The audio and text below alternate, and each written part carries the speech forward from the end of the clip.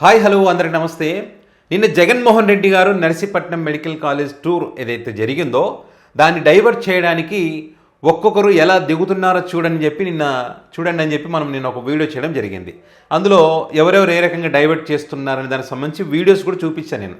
ఇందులో ప్రధానంగా పవన్ కళ్యాణ్ గారి పిఠాపురం నియోజకవర్గంలో ఉప్పాడలో ఒక భారీ బహిరంగ సభ అని చెప్పి వాళ్ళైతే పోస్టర్ వేశారో ఆ పోస్టర్కి సంబంధించి కూడా నేను మీకు చెప్పడం జరిగింది.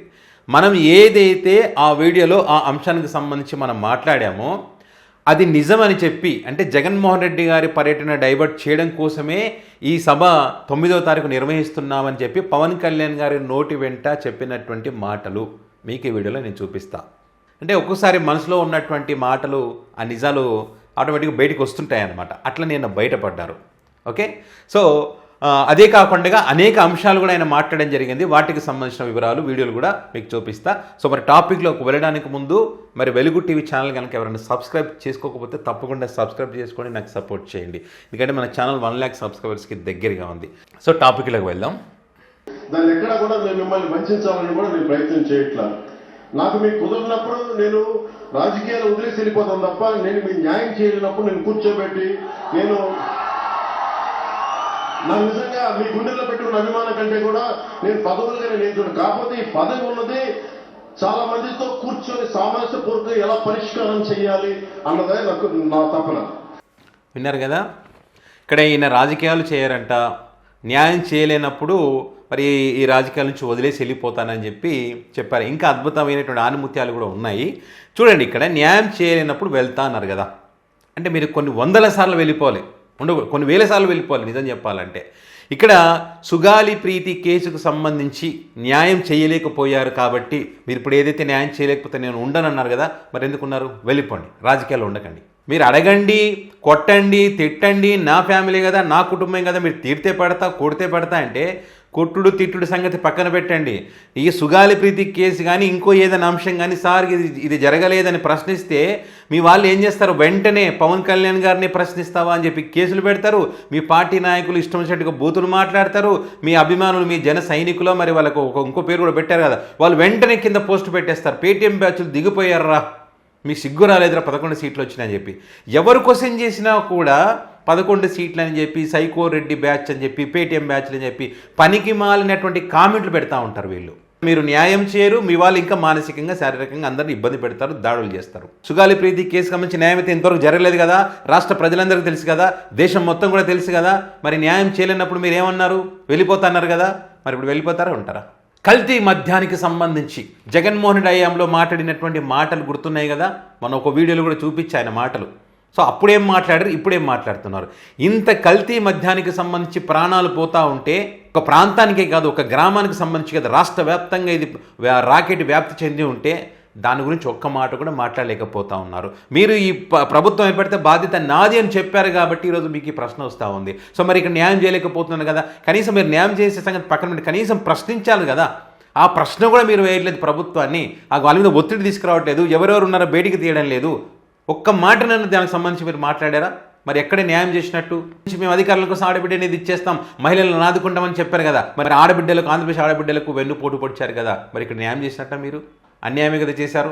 విశాఖ స్టీల్ ప్లాంట్ కార్మికులకు సంబంధించి మేము అధికారులకు వస్తే అది చేస్తాం ఇది చేస్తామని చెప్పి మీరు ఆ రోజు రెచ్చగొట్టి మాట్లాడారు కదా, మీరు ఇప్పుడు అధికారులకు వచ్చారు కదా, మరి ఆ రోజు డైలాగులు చెప్పారు కదా, మరి ఈరోజు అన్యాయం చేస్తూ ఉన్నారు కదా. అదేవిధంగా విశాఖలో ఫుడ్ కోర్టుకి సంబంధించినటువంటి కొన్ని వందల షాపులు తీసేస్తూ ఉంటే కొన్ని వేల కుటుంబాలు రోడ్డున పడతా ఉన్నాయి, వాళ్ళకి అన్యాయం జరుగుతూ ఉంది కదా, వారు ఈరోజు కన్నీళ్ళు పెట్టుకొని ఏడుస్తూ ఉన్నారు కదా. మీ పార్టీకి చెందినటువంటి వాళ్ళే ఐడి కార్డు మెడల్ వేసుకొని వచ్చి జనసేన పార్టీని వీళ్ళకి ఓటు వేసి గెలిపించుకొని మా చెప్తూ మేము కొట్టుకోవాల్సిన పరిస్థితి వచ్చిందని చెప్తా ఉన్నారు కదా, మరి అన్యాయం చేసినట్టే కదా. న్యాయం చేసినట్టే ఇక్కడ. మీరు రోడ్డుపైకి వచ్చి నిరసన చేస్తే నేను సపోర్ట్ చేస్తా, మీరు నన్ను కొట్టినా పడతా, మీరు నా కుటుంబ సభ్యులు, ఒక మాట కొడితే ఒక మాట తిడితే పడనా అని చెప్పి ఈరోజు మీరు ఇన్ని డైలాగులు కొడతా ఉన్నారే. ఆ రోజు వాలంటీర్లకు సంబంధించి మీకు నేను ఒక అన్నలాగా చెప్తున్నాను, నేను మీకు మీ పొట్ట కొట్టేవాడిని కాదు. నేను ఉన్నటువంటి వాలంటీర్లు 1,00,000కు పైగా మహిళలు ఉన్నారు కాబట్టి ఒక 5,000 ఇచ్చే చోట ఇంకో 5,000 కల్పించే మనస్తత్వం నాదని చెప్పి ఆ రోజు డైలాగులు కొట్టినటువంటి మీరు అదే వాలంటీర్లు రోడ్డు ఎక్కి ధర్నాలు చేస్తుంటే వాళ్ళ మీద కేసులు పెట్టలేదా మీరు? మరి ఇంతవరకు వాళ్ళకి న్యాయం జరగలేదే, వాళ్ళకి న్యాయం చేయలేదే, వాళ్ళకి అన్యాయమే జరిగిందే. మరి న్యాయం చేయలేనప్పుడు రాజకీయాలు ఉండనని చెప్పి ఈరోజు చెప్తా ఉన్నారు కదా, మరి ఇదంతా అన్యాయమే కదా జరిగింది. అండ్ అదేవిధంగా ఇంకోటి ఏమంటారు, రాజకీయాలు చేయను, పదవులు నాకు ముఖ్యం కాదు అని మాటలు మాట్లాడతారు. మీరు మొదటి నుంచి చేస్తుంది కూడా రాజకీయమే. 30,000 మంది మహిళలు మిస్ అయ్యారని చెప్పి పెద్ద రాజకీయం చేశారు. మీరు రాజకీయంగా వాడుకున్నారా లేదా? డ్రగ్స్ కంటైనర్ వచ్చిందని చెప్పి అబద్ధపు ప్రచారాలు చేసి దాన్ని రాజకీయంగా వాడుకున్నారా లేదా? మీ రాజకీయం కోసం, మీ పదవుల కోసం మీ అమ్మను తిట్టినటువంటి పార్టీతో పొత్తు పెట్టుకున్నారు కదా, ఇది రాజకీయం కాదా? ఇది పదవుల కోసం కాదా? మొన్న అసెంబ్లీలో మీ అన్నను చిరంజీవి గారిని మరి నోటికి ఎంత వస్తే అంత మాట్లాడినటువంటి క్రమంలో మరి ఆ అంశానికి సంబంధించి ఇంతవరకు కూడా మీరు ప్రశ్నించకపోవడం దీన్ని ఏమంటారు? రాజకీయం కాదా? మీ స్వార్థం కాదా? పదవి కోసం మౌనంగా ఉన్నారనుకోవడానికి అవకాశాలు కనిపించట్లేదు ఇక్కడ. మీ ఎమ్మెల్యేలను తిట్టినా పట్టించుకోరు, మీ అభిమానులను కొట్టినా పట్టించుకోరు, రాష్ట్ర ప్రజలు సమస్యలతో బాధపడుతుంటే పట్టించుకోరు. వాళ్ళు ఏమైపోయినా నాకు అవసరం లేదు, నా రాజకీయాలు నాకు కావాలంటారు. కులం చూడండి అంటారు, మతం చూడండి అంటారు. మతం పేరు చెప్పి సనాతన ధర్మ పరిరక్షకుడు నేనని చెప్పి మళ్ళీ కొత్త అవతారం ఎత్తారు. దాని నుంచి ఏమైనా చేస్తారా సనాతన ధర్మానికి సంబంధించి అంటే? అక్కడ సనాతన ధర్మానికి సంబంధించి, హిందూ ధర్మానికి సంబంధించి అనేక అపచారాలు జరుగుతుంటే కూడా పట్టించుకోకుండా మౌనంగా ఉండి అన్నిటిని కూడా రాజకీయంగా వాడుకొని ఈరోజు మీరు పదవిలో కూర్చున్నటువంటి మాట వాస్తవమా కాదా? మీరు ఇప్పుడు చెప్తున్నటువంటి సెంటిమెంట్ డైలాగులు మీ సినిమాలో బాగుంటాయి, మీ అభిమానులకు నచ్చుతాయి, మీ అభిమానులు పోస్ట్ పెట్టుకోవడానికి బాగుంటాయి, అంతే తప్ప ప్రజల కష్టాలు అవి తీర్చవు. అండ్ ఇంకొకటి, జగన్మోహన్ రెడ్డి గారికి సంబంధించి డైవర్ట్ చేసేటువంటి అంశం గురించి చెప్తానని చెప్పాను కదా, ఇక్కడ చూడండి. ఇంకా 10వ తారీఖు వస్తానని చెప్పాం. ఒక రోజు ముందుగానే, మధ్యలో ఆరోగ్యం బాగాలేక రాలేకపోయాను, కానీ ఒక రోజు ముందే మీకు ఇచ్చిన డేట్ కంటే కూడా ముందే వచ్చాం. అలాగే మీరు సముద్ర గర్భం నుంచి విన్నారు కదా ఆయన ఏం మాట్లాడారో. అంటే మనసులో మాట బయటికి వచ్చేసింది ఇక్కడ.